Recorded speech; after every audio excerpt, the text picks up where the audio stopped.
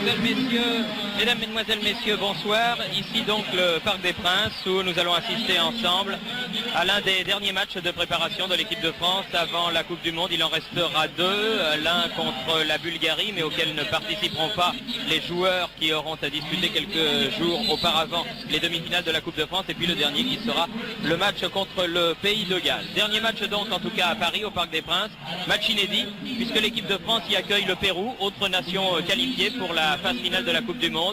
Une équipe de football toujours très attachante que cette équipe du Pérou, qui n'est pas du reste sans rappeler le Brésil de ses meilleures années. Une bonne équipe en tout cas qui a toujours réussi de remarquables performances au niveau de la Coupe du Monde. On se souvient qu'en Argentine par exemple ils avaient passé le deuxième tour, et qu'en 1970, dans cette Coupe du Monde que beaucoup considèrent comme la plus belle, ils avaient réussi à faire un match magnifique, ne s'inclinant qu'avec les honneurs en quart de finale contre le Grand Brésil. Voici donc la composition de cette équipe qui apparaît sur votre écran avec des numéros un petit peu bizarres, mais ce sont les numéros de Coupe du Monde des joueurs de l'équipe péruvienne, avec pratiquement uniquement des sélectionnés venus de la capitale Lima, sauf l'ailier gauche Oblitas qui joue en Belgique dans l'équipe de Serein, une équipe qui du reste va monter en première division belge cette année, et l'équipe du Pérou, pour lui rendre hommage et pour Oblitas certainement, sera à Serein samedi pour un match amical chez nos amis belges. Avec deux vedettes dans cette équipe du Pérou, Cueto, le numéro 8, le capitaine, et surtout Uribe, le numéro 10, qui est très certainement le successeur de Cubillas. Cubillas absent, qui sera très certainement présent à la Coupe du Monde. C'est la grande vedette du football péruvien avec Chumpitas. Chumpitas, à près de 40 ans, aurait peut-être été sélectionné, mais malheureusement pour lui, il s'est par deux fois abîmé le tendon d'Achille, ce qui explique son forfait, un forfait qui a fait couler beaucoup d'encre au Pérou. En ce qui concerne l'équipe de France que va nous montrer Jean Pradinas, eh bien, des changements notamment en ce qui concerne la charnière centrale avec la réapparition de deux anciens, à savoir Spetch, le Strasbourgeois en position de stopper, et Bâtonnet, libéraux. Bâtonnet libéraux, c'est une surprise pour certains dans la mesure où l'ancien Stéphanois occupe ce poste depuis cette saison seulement au Paris Saint-Germain, mais il a fait une excellente saison. Michel Hidalgo cherche des remplaçants à Trésor et Lopez, des titulaires en titre, car on ne sait jamais ce qui peut se passer lors d'une Coupe du Monde. Et c'est pourquoi il essaie Spetch et Bâtonnet. Pour le reste, pas de surprise. Un milieu de terrain un peu inédit quand même, avec Larios, Genghini et Platini, qui finalement a répondu présent malgré une béquille. Et devant, Rocheteau en position d'avancante, Couriol et Bellone étant les ailiers. C'est un peu l'alternance à ce qui concerne l'équipe de France que Michel Hidalgo veut. Il veut essayer tout le monde pour bien sélectionner sa liste des 22 joueurs. Un match donc qui se présente, comme vient de vous le dire Bernard, sous les meilleurs auspices puisqu'il fait très bon. L'arbitre de ce match est un Suisse, monsieur Daina, assisté à la touche par deux autres arbitres helvétiques, monsieur Niffenegger et monsieur Arni. Les Péruviens, bien évidemment, tous de blanc vêtus pour ceux d'entre vous qui n'ont pas la couleur. Avec un premier coup franc joué très rapidement et Specht qui intervient devant La Rosa, l'attaquant de pointe de cette équipe du Pérou. Une équipe toujours très offensive qui ne se préoccupe pas trop de défendre. Reste à savoir comment elle va évoluer ici sur cette pelouse du Parc des Princes. Rocheteau. Une équipe du Pérou qui reste sur 3 bons résultats. Une victoire sur le Chili, sur la Hongrie à Budapest 2-1 et un match nul avec l'Algérie il y a quelques jours à Alger. Oui, mais entre-temps, Bernard, cette équipe avait encaissé un très sévère 5-1 contre le Cosmos de New York. Mais enfin, c'était peut-être un match pour les Péruviens qui n'avait pas autant d'importance que ces matchs de nation à nation. Amoros sur le côté droit. Amoros qui avait bien réussi à déborder Gutiérrez. Et en marquant un certain nombre, notamment contre l'Irlande, 4-0. Vous en souvenez sans doute, c'était le mois dernier, alors que les Péruviens semblent quand même jouer une tactique assez... Et une équipe péruvienne qui a du mal en ce début de rencontre face à une équipe de France qui fait le pressing, qui mord dans le ballon, qui attaque toutes ses balles avec beaucoup de vivacité. Avec Leguia ici qui a pu donner à Uribe. Uribe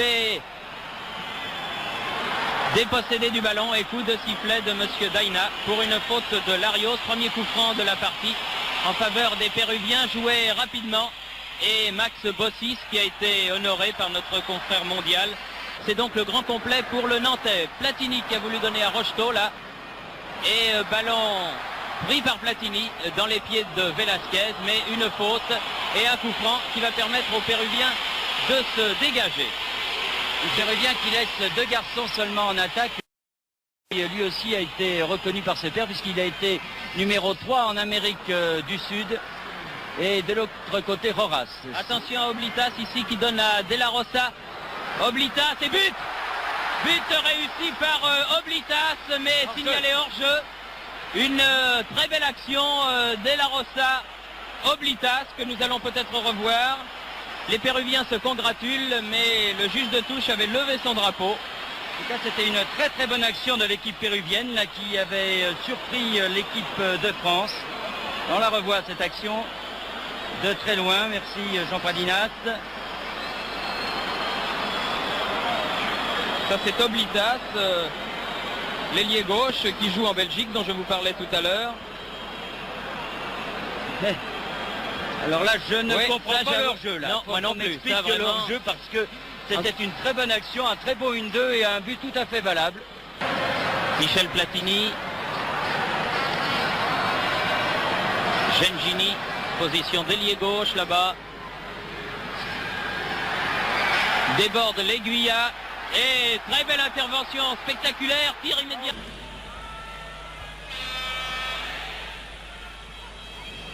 Uribe.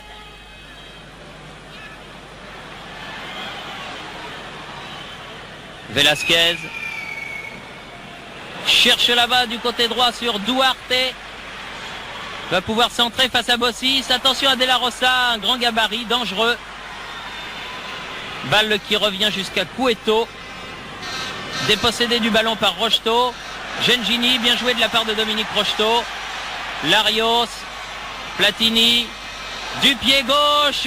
Attention. Oh là là. Quiroga. Tel que nous extraordinaire. Extraordinaire Quiroga, grand ami de Richard Dio, avec lequel il a passé une partie du séjour péruvien de Richard. Alors que le numéro 16, Olachea. C'est un peu le cinéma sud-américain. Oui. Et la balle passe juste à côté. Gengini. Directement sur Uribe. Bien fait, passement de jambe. Uribe en profondeur, Oblitas. Et bonne intervention de Amoros qui se méfie maintenant. Après ce but refusé pour hors-jeu qu'a marqué Larios. Aïe aïe aïe, c'était bien fait, mais tous les Péruviens s'étaient regroupés. Uribe. Gare au contre. Attention, il y a Diaz à côté, il y a Oblitas en pointe là-bas. Oblitas passe à Amoros. Non, bien joué Amoros. Pour l'instant, Oblitas toujours le faute. Oui. Toujours est-il que les Péruviens ont du mal à passer balle au pied les Français qui ratissent de nombreux ballons. Et là, c'est donc un coup franc qui va être tiré par Uribe très certainement. Non, Oblitas finalement. Oblitas, Cueto, pied gauche. Et intervention. Première intervention, dirais-je, de Dominique Baratelli, le gardien de but de Paris Saint-Germain. Laisse jouer De La Rosa. Position d'ailier droit face à Batnel. Le passe, il y a Bossis. Contré, Specht. Un petit peu bousculé là dans les 16 mètres. Les pieds s'étaient levés. Ils sont assez athlétiques ces joueurs péruviens. Dans l'ensemble, ils sont assez grands. Bon gabarit. Uribe, attention, c'est dangereux. Olé. Pas de faute là. Cueto. Attention à la frappe de l'ailier gauche. Juan Carlos Oblitas. Uribe. Il a du talent, ce garçon. Oui, bien fait. Couriol, bien revenu défendre, a pu se saisir du ballon. Donne à Batnet. Batnet Platini. Ce n'est pas pour rien qu'Uribe a été donc sacré 3e joueur d'Amérique du Sud derrière Maradona et Zico, s'il vous plaît. Là. Et une faute à la limite de la surface de réparation. Faute de Velasquez. Très bon dribble de Michel Platini là qui s'était ouvert le champ du but de Quiroga. Et les Péruviens arrivent à se dégager. Cueto, Platini, Bellone, Platini. Ah oui, un peu trop en faire. Mais Platini se bat bien, en bon capitaine qu'il est. Bien joué Couriol, remarquable. Platini. C'est bien joué tout ça. Ça joue bien.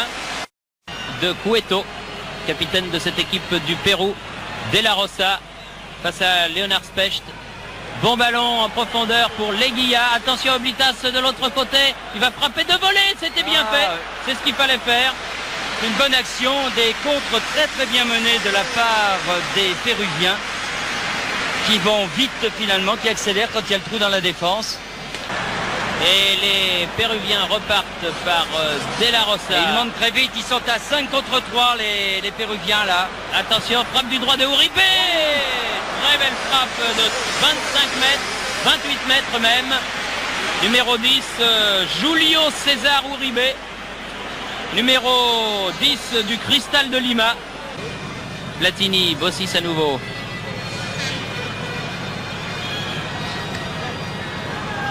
Bossis a passé l'Aiguilla. Centre. Et personne n'est là pour reprendre ce centre. Là, les Français font quand même une petite faute car il devrait y avoir davantage de monde au centre quand il y a des débordements sur les ailes comme ça, comme celui que vient faire Larios. Mais attention encore une fois aux contre-attaques. Les Péruviens, ils savent jouer au football, ils le prouvent. Car ils viennent de réussir une faute de Platini. Ils viennent de réussir 2-3 passements de jambes tout à fait remarquables aussi. Cueto. Oblitas. Uribe. Qu'il soit pris d'un peu plus près, Uribe. Sinon, bien fait. Des surprises. Et voilà la surprise. Non. Oui. Ballon un petit peu contrôlé du bras par Uribe. Je crois que l'arbitre l'avait vu, mais il a laissé se développer l'action. Oui, bien fait pour Couriol dans les 16 mètres. Va peut-être pouvoir centrer. Ah oui, bien joué. Très bien fait. Bon arrêt de Quiroga là. Très belle action pour Oriol Rocheteau là. À moins de le faire suivre d'un carton rouge, mais enfin, dans un match amical, il faut vraiment que ce soit une très grosse faute pour sortir le carton rouge. Oblidas. L'Aiguilla qui va frapper du pied droit. Très belle parade. Et Couriol est là. Très belle parade de Baratelli. Premier tir en tout cas très sérieux dans le cadre. Gengini. Rocheteau. Tire à ras de terre. Et une belle galipette. Ramon. C'est peut-être lui qui est le plus en retrait par rapport aux gens du milieu de terrain. Cela veut peut-être dire que Michel Hidalgo va le faire sortir à la mi-temps pour faire rentrer Bravo. Car vous savez que dans ce genre de match, dans ces matchs amicaux de préparation, en vue d'une grande compétition, eh bien, les entraîneurs s'entendent entre eux pour faire le maximum d'essais. Et Michel Hidalgo souhaitait faire entrer 3 ou 4 nouveaux joueurs. Je peux penser de toute façon que Tigana entrera à la mi-temps. Rocheteau. Non, là non plus, il n'y a pas faute, il a joué le ballon. Bien joué de la part de Diaz. Olechea. Velasquez. Duarte. Boum. Bellone, il était de bon cœur là aussi. Mais Duarte est solide aussi. Duarte, La Rosa, Duarte à nouveau. Uribe. C'est bien joué tout ça. Oui, c'est bien joué, mais c'est un petit peu trop fin. On peut pas jouer, dit Platini, car le mur n'est pas à distance. Non, au-dessus.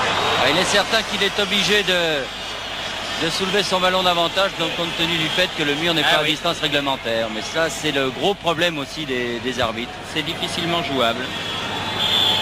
Et mi-temps, que siffle monsieur Dainea sur la marque donc de 0-0 entre l'équipe du Pérou et l'équipe de France. Un match intéressant dans lequel pour l'instant il n'y a pas eu de but. Espérons que cela viendra après le repos. On peut parler de Lopez et de Trésor, on peut parler de Giresse, on peut parler également de Bernard Lacombe, mais il Hidalgo doit être assez content, car et c'était le cas du reste contre l'Irlande, il manquait également des garçons comme Platini, Rocheteau, Lacombe, etc. Eh bien, on s'aperçoit que finalement, Michel Hidalgo, comme il le souhaitait, possède un groupe solide où on peut enlever tel ou tel joueur et s'apercevoir que le rendement de l'équipe de France reste le même. Bien sûr, il y a le problème d'efficacité. On s'en est aperçu au cours de cette première mi-temps où les Français, s'ils ont dominé jusque dans la surface de réparation, n'ont jamais réussi très rarement à mettre hors de position cette défense du Pérou, une défense très renforcée. On peut penser également que lors du mondial, eh bien, cette deuxième mi-temps, d'abord parce qu'on est toujours content de jouer avec l'équipe de France, bien sûr, mais en plus de jouer contre les Péruviens, lui qui possède un style très chaloupé, eh bien, le style péruvien devrait fort bien lui convenir. Et il devrait faire de bonnes choses, peut-être apporter un peu d'accélération à ce milieu de terrain français. Car le petit reproche qu'on peut peut-être faire à l'équipe de France, c'est le milieu de terrain français, où le numéro 13, Jean Tigana, Cueto, Leguilla. Ah, ils savent le faire aussi. Ouais. Ça, en ce qui concerne la technique personnelle et le maniement du ballon. Amoros, Bellone hors jeu. Ouais. Alors que des fusées, vous le voyez sur votre écran, petit parachute, tombent sur le terrain. Ça tant que la pelouse du Parc des Princes ne sera pas suspendue par l'UEFA. Leguilla, Duarte, Leguilla, Uribe, Cueto, Uribe, Tigana, contre favorable, Gengini, Rocheteau, attention à Velasquez parce qu'il fait pas de sentiment. Et voilà. Il faudrait sauter Rocheteau parce que faudrait lui dire quelque chose à... Tous les observateurs avaient dit que cette équipe péruvienne jouait avec une défense renforcée, c'est bien le cas, mais en ce qui concerne les attaques, eh bien ça va très vite. Velasquez là, Uribe, Cueto, Duarte, mais c'est trop profond, il va avoir du mal, et oui, la balle est sortie. Oui, ça peut donner quelque chose là. Il faut que Rocheteau arrive à bien déposer son ballon où il le veut. Ah ouais, mais ils sont grands ces défenseurs péruviens. Oui, Specht avait sauté, mais la balle n'est pas venue. Platini, Bossis, Tigana, position d'ailier gauche. Ah oui, joli petit pont. Ah, il y a du Brésilien dans ce Courriol, c'est sûr. Ah oui, bonne sortie. Ah, Rocheteau sur qui regarde. Et ce sont le ballon. Heurté. Jouer le ballon. Et Quiroga reste au sol. Mais je crois aussi qu'au mondial, les arbitres vont avoir des consignes très précises en ce qui concerne le cinéma des Sud-Américains. Enfin, encore une fois, des fois on croit que le joueur fait du cinéma et en fait il est sérieusement blessé. Cueto, Leguilla, Uribe, Velasquez, Oblitas, attention, Velasquez, ah oui, une petite obstruction, c'est vrai. Courriol. Ah, il l'a vu trop tard, Gengini qui s'était bien joué, Bossis. Mis dans la défense. Ah, il est dur, Bossis, à prendre là. Uribe. Leguilla, Duarte, Leguilla, Uribe, bien joué Battenet. Ah, Tigana, peut-être. Et est venu vite, mais pas suffisamment pour récupérer ce ballon. Tigana plein de jus qui revient. Vous avez vu avec quelle allure il est revenu sur ce ballon qu'il avait perdu. Le Bordelais, Leguilla, Bellone, Platini. Hop là, Velasquez encore. Ah, cette fois l'arbitre l'a vu. Oui, il l'a vu, mais lui dit rien toujours. Ah, quand si. même, si. Wow. Courriol qui s'est donné beaucoup depuis le début du match, là, de commencer quand même à être un peu fatigué. La Rossa, pour Cueto. Velasquez. Ah, une bonne intervention là de Zénier. Platini. Oh là là là là là là. Ah oui, il n'est pas content, il a raison. Car à chaque fois qu'il tente un dribble, pratiquement il y a une faute sur de Tigana aux prises avec Uribe. Non, non, il n'y a pas faute. Là, il n'y a pas faute, là, et Uribe repart. Hop là. Ouais. Va pas tomber sur un ingrat. Ah oui, oui, là, Platini qui a essayé de se faire justice lui-même. Cueto, Velasquez. Ce serait une erreur de la part des Français de s'énerver. Bah, il s'énerve pour deux raisons. D'abord parce qu'il ne marque pas de but et qu'ensuite les fautes des Péruviens commencent peut-être... Parce qu'à lui seul, il peut peut-être causer quelques désarrois. Bien joué Courriol. Courriol en profondeur. Il a failli récupérer ce ballon, mais Diaz s'en est sorti d'extrême justesse. Cueto. Long ballon en avant pour Oblitas, mais Battenet a de l'avance. Ah non, il voulait un peu trop en faire là. Il essaye de revenir sur ce ballon. De la Rosa. Specht. Oh. Ah, une faute là, attention, c'est Uribe, il est bon. Et bien revenu, Specht, heureusement. Remarquable match d'Alain Courriol, certainement son meilleur en équipe de France. Uribe perd le ballon. Tigana. Velasquez. Ouais.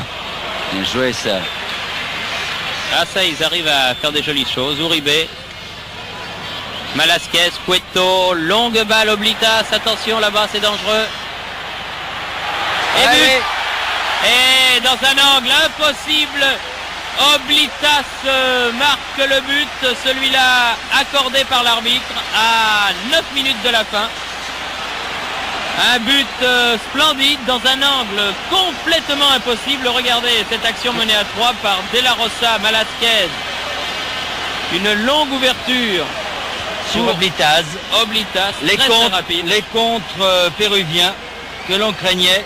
Pourtant, il y en a peu eu en deuxième mi-temps. Baratelli n'a rien eu à faire, mais ce contre d'Oblitas avec sa vitesse de course a été le coup de poignard dans la défense française. Amoros avait un peu oublié Oblitas. Bravo qui va à la lutte là-bas avec le petit Cueto. Bravo. Ah, il a du métier déjà. Oh là. On s'énerve. Et un deuxième carton. Dites-vous bien que ça ne sert absolument à rien. Ça ne sert pas à grand chose à Olachea. Puisque 2 cartons jaunes et c'est le carton rouge de suspension.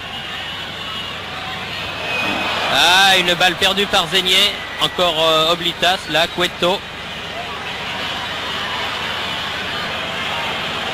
Cueto toujours. Oblitas, Cueto. Alors maintenant ils vont faire un récital les Péruviens. Uribe, La Rosa, Uribe.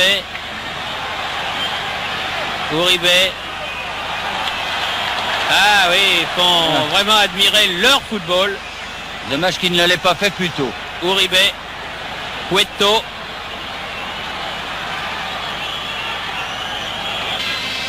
Là, les Français qui restaient sur 4 belles victoires et 12 buts marqués, 0 encaissés, n'en sont pas encore là, puisqu'ils sont menés 1-0 à 5 minutes de la fin, et Michel Platini lui-même qui se croyait hors jeu là. Et voilà, c'est la fin du match et la victoire du Pérou. Les Péruviens sont très contents et l'arbitre qui a sifflé la fin de ce premier France-Pérou de l'histoire ponctue une défaite de l'équipe nationale française sur son terrain. Et cela à environ 5 semaines du début de la Coupe du Monde, ce qui prouve que rien n'est acquis. Rien n'est acquis en football et on l'a bien vu sur ce but marqué à 8 minutes de la fin par Oblitas, l'ailier gauche de l'équipe nationale. Il faudra travailler, Bernard, encore pendant les semaines qui restent Et c'est en cela que cette défaite pourra au moins servir à quelque chose. Oui, et on serait peut-être parti avec trop d'optimisme comme en 78 en Coupe du Monde si les Français avaient gagné tous leurs matchs amicaux. Le Pérou vient de faire sonner la petite sonnette d'alarme. Alors les Français ont encore 2 mois pour se préparer. Le programme est établi, c'est une défaite dans un match amical, ça n'a qu'une importance relative, mais cela a montré quand même certaines limites aux footballeurs français en ce qui concerne notamment le domaine offensif.